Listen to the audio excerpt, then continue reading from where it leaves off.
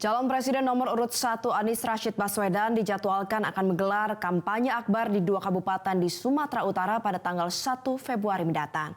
Kedatangan Anies ini akan disambut puluhan ribu relawan dan kader partai pengusung.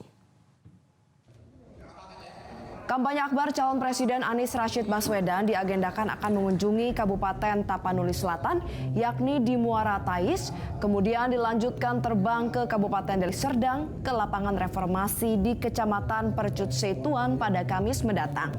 Ia akan datang didampingi oleh Ketua Umum Partai Nasdem, Surya Paloh.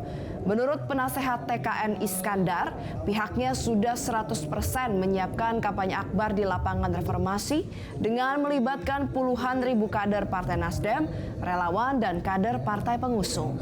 Ia juga berharap kampanye akbar Anies Rashid Baswedan akan berjalan aman, lancar, dan sukses. TPD Provinsi Sumatera Utara dan Partai Koalisi bersama relawan melakukan rapat akhir atau rapat finalisasi dalam rangka persiapan kampanye akbar yang akan dihadiri langsung oleh Bapak Anies Baswedan dan Ketua Umum Partai Nasdem Bapak Haji Surya Paloh.